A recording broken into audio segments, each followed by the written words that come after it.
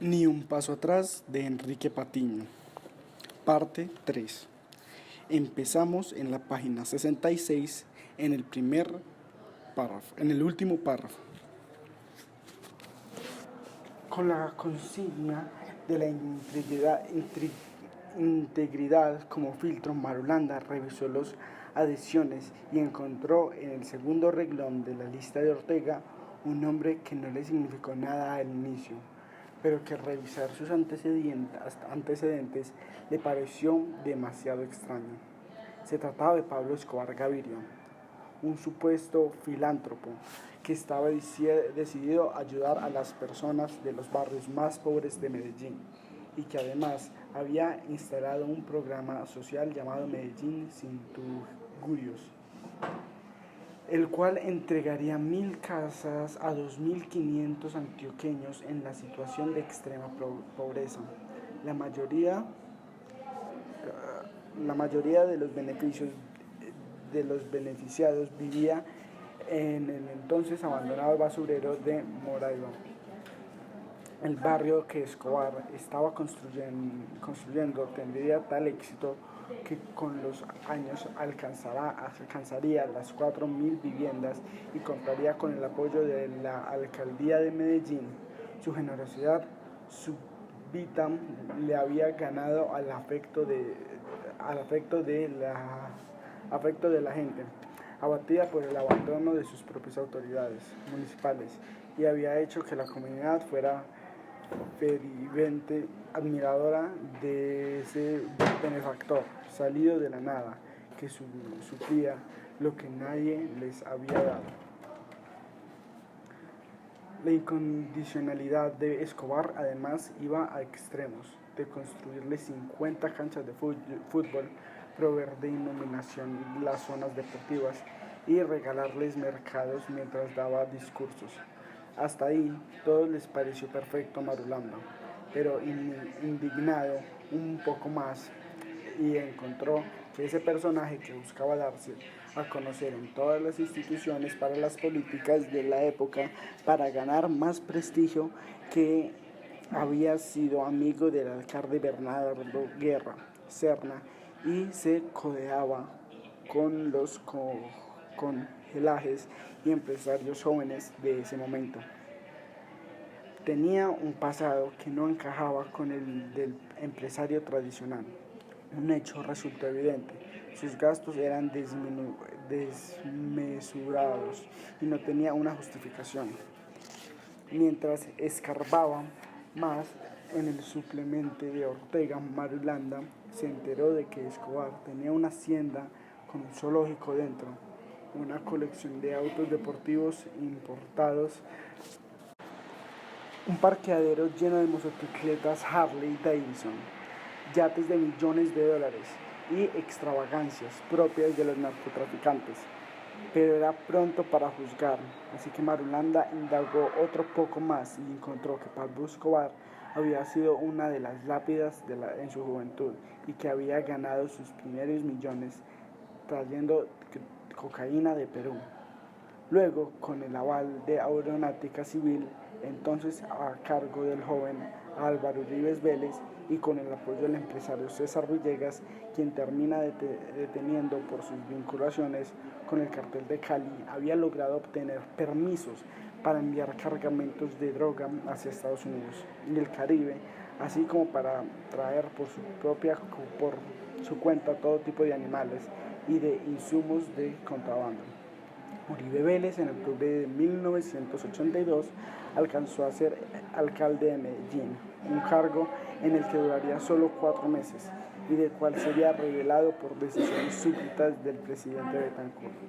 Alarmado por la información que recibió de la posible vinculación de un joven político con el narcotráfico, Uribe lo desmintió con vehemencias, pero Marulanda y pronto Galán terminarían sospechando de esa clase dirigente, que vería cómo crecía el narcotráfico en sus narices, y no utilizó su posición para combatirlos llenos, ni tampoco los denunció, ni recibió amenazas contra su vida, como si lo sufrieran aquellas que se atrevieran a desafiar su poder.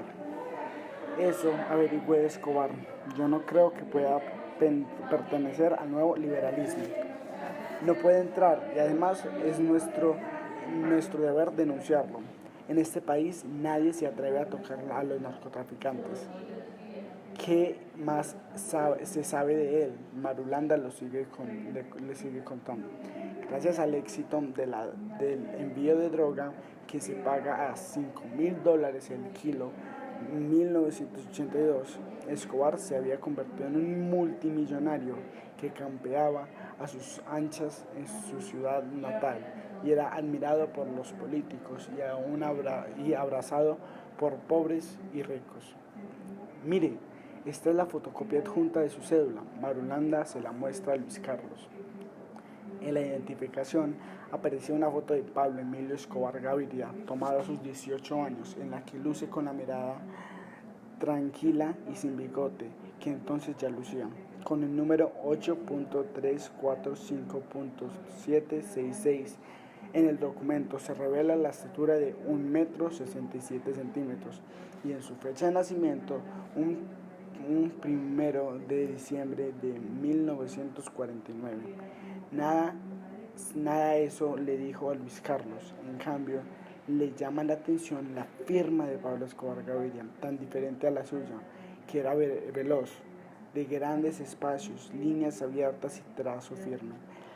La del entonces supuesto narcotraficante es apretada y de trazos grandes al inicio y al final rematada con una P convertida en un círculo cerrado y una G que también vuelve sobre sí misma. No sabe de caligrafía, pero supone que debía ser alguien inteligente que no dejaba cabos sueltos y está decidido a cerrar todo lo que nos abre a su favor. Si tenemos la sospecha de que es narcotraficante, no podemos dejarlo entrar al partido, insiste Marulanda.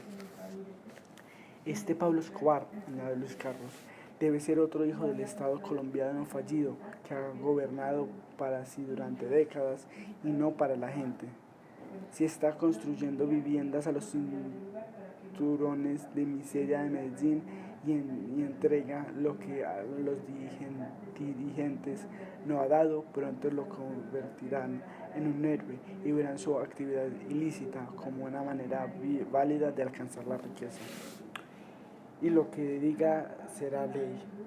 Y los que se opongan, los malos, el peligro es el que lo está lobando y harán por Escobar lo que sea. Era claro, no podía aceptarlo en un partido que pretendía cambiar la manera de hacer política en Colombia.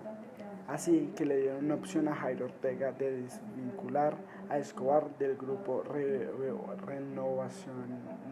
Renovación Liberal y probar que había actuado de buena fe o si no, de permanecer definitivamente por fuera del nuevo liberalismo. Pablo Escobar no puede ser suplemente porque sus condiciones son incompatibles con los principios del Dr. Galán. Le informó Marulanda a Ortega. Ortega respondió un día después, el 3 de febrero, con alternía y el orgullo herido, además de una negativa absoluta a desvincular a Escobar. Al día siguiente, Galán tuvo que hacer pública su declaración de no aceptarlo y expidió un comunicado en el que se expulsaba al grupo Renovación Liberal. Ortega contestó enfurecido diciendo que no necesitaba de él ni del nuevo liberalismo. Había algo más en sus palabras que la indignación de no recibir un aval político. Luis Carlos los había puesto en evidencia. Hasta el momento, Pablo Escobar había campeado a sus anchas por la sociedad antioqueña y nadie se había atrevido a cuestionarlo. Años después, todos dirían que no sabe qué hacía, pero era un secreto a gritos disfrazados por la falta de investigación formales en su contra. Galán iría poco después a Medellín y el céntrico para que de Berrío en medio de su campaña por la candidatura presidencial.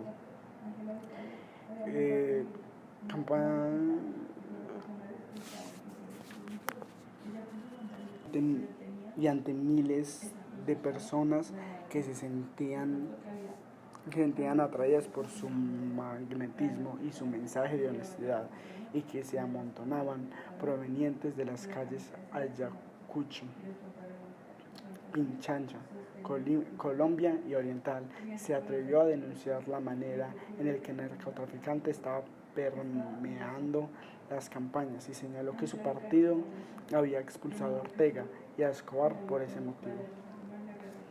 No permitimos a nadie que no contribuya a la renovación de los partidos, no a la corrupción, no a la miseria, no a la mediocridad y un no rotundo al narcotráfico, dijo en la plaza pública el 4 de marzo de 1982. La gente que conocía la verdad lo aplaudió, pero en el fondo muchos dudaron si debían apoyar a Galán o a Escobar, porque para una gran mayoría de colombianos el narcotráfico no estaba mal en ese momento. Tenían la certeza de que el dinero que pagaban los estadounidenses por consumir la droga era bien invertido en Colombia y que no había nada de malo en ello mientras ningún colombiano se enviciara. Pensaban, además, que era una forma sencilla de enriquecerse en un país donde conseguir un trabajo bien pago era una hazaña y que un gobierno honesto y justo era improbable, porque el final se impondría a los mismos desde siempre con sus viejas mañas. Así que muchos de los que lo aplaudieron a Luis Carlos a los pocos días le dieron la espalda y respaldaron a políticos tradicionales. Si el país no iba a cambiar, no valía la pena votar por el cambio. Enfurecidos, Escobar y Ortega adhirieron al Partido Liberal y apoyaron la candidatura del expresidente Alfonso López Michelsen, a pesar de que había manifestado en contra de su reelección. Este los aceptó sin preguntar el origen de sus fondos. También lo hizo poco más adelante el movimiento Alternativa Popular, liderado por el político tolimense Alberto Santofimio. Ambos resultaron beneficiados de inmediato por el poder del narcotráfico. López encontró con transporte, incluyendo helicópteros y grandes aportes a su campaña, y Santofimio vio en Escobar un aliado permanente en una relación que desde entonces floreció hasta volverse un vínculo de conspiración y ambición.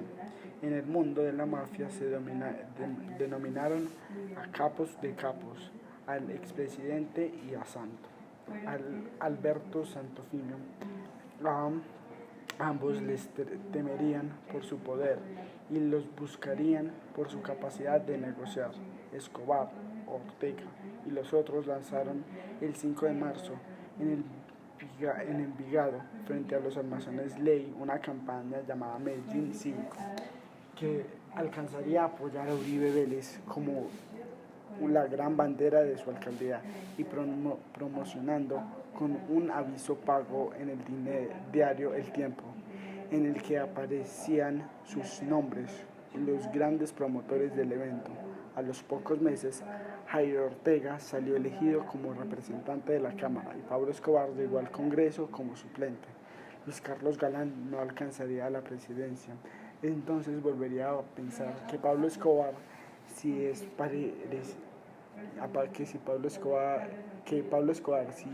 se parecía a él, al menos quería parecérsele, aunque se hubiera declarado ya su enemigo. Vio videos en los que el antioqueño afirmaba que su empecinamiento no era otro que el de derrocar el poder de la política tradicional. Al igual que Galán lo oyó en el Congreso decir que representaba la renovación del país y que si lo atacaba era porque no entendía el cambio que representaba, algo muy similar a lo a lo que sucedió al propio Luis Carlos. Sin embargo, Escobar tenía una profunda incoherencia entre lo que decía y lo que hacía, y ese era el gran abismo que lo separaba. Su teoría era válida, pero en la práctica apoyaba a los políticos que criticaba y compraba sus conciencias para que lo hicieran que él quería. Como quería resultados rápidos, presionaba con fajos de billetes y exigía favores a cambio. Así como ocurrió todo, Santiago le confiesa a su escolta mientras avanza por el tráfico lento del mediodía. Pero ahí no acabó el problema, ahí comenzó todo. Luis Carlos no podía permitir, en sus estrictas éticas, que un narcotraficante estuviera sentado en el Congreso decidiendo a llevar la moral política hasta sus últimas consecuencias. Investigó de nuevo el historial de Pablo Escobar, lo encontró limpio judicialmente, pero salpicado de acusaciones reveladoras, y en un acto de valentía suprema divulgó su hoja de vida y habló por primera vez de la presencia de dineros calientes del narcotráfico. El Congreso mismo estaba encubriendo su presencia. No podemos permitir que personas cuestionadas que no saben explicar de dónde viene una fortuna ocupen un curul y representan a los colombianos, señaló ante la plenaria de la Cámara. Escobar, hundido en la silla, lo miraba de reojo, con la misma expresión impasible de la cédula, pero con un odio explícito en sus semblantes.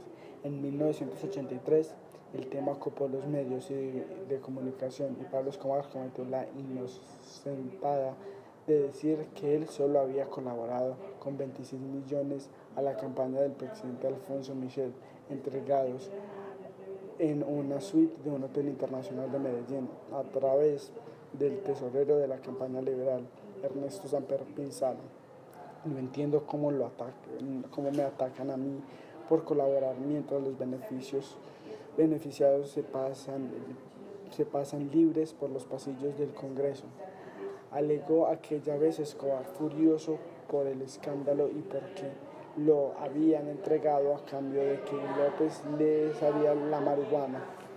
En 1982, después de Cesare de Galán y 4 años antes de las siguientes elecciones presidenciales, Escobar decidió apoyar a Alberto Santofimio Botero como su candidato oficial a la siguiente elección presidencial y les brindó tarimas de madera especialmente construidas para dar discursos y resguardos por anillos y cordones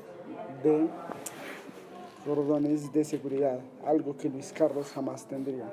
Otro narcotraficante, Carlos Leder, anunció públicamente que su fortuna venía del envío de droga, que aspiraba a llegar al Congreso con su movimiento y no veía nada malo en ello. Además, soltó una bomba que el país político trató de ocultar bien, que el narcotraficante como Escobar, Gonzalo Rodríguez Gacha, el mexicano Javier Ocampos y la familia Ochoa le había dado dinero a López Michelsen para su campaña desde 1982. Luis Carlos tenía razón en sus sospechas, pero era tarde. Su mensaje de limpiar el país llegaba cuando ya era difícil demostrar el desmadre que se estaba armando. Y aunque Colombia se rinde ante su ímpetu y su mensaje cristalino, otra parte miraba como el embleoso el ascenso del narcotraficante y soñaba con algo de esa fortuna para sí. Pablo Escobar, en 1983, montó un noticiero llamado Antioquia al Día, en un espacio a cargo del entonces afamado periodista Arturo Abela. Se dio el lujo de traer 2 veces al elenco completo del Chavo del Ocho en aviones de fuera áreas colombianas. Conquistó a la presentadora más bella del momento en Colombia, Virginia Vallejo.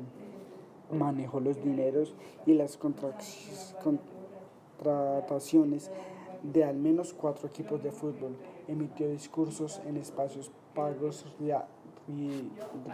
radiales y se sentó en la Cámara de Representantes, y cada día se hizo más y más poderoso, mientras a los más cercanos les contaba con orgullo las historias de su abuelo materno Roberto Gaviria Covaleda, un contrabandista de aguardientes que se comportó como un forajido y cobarde.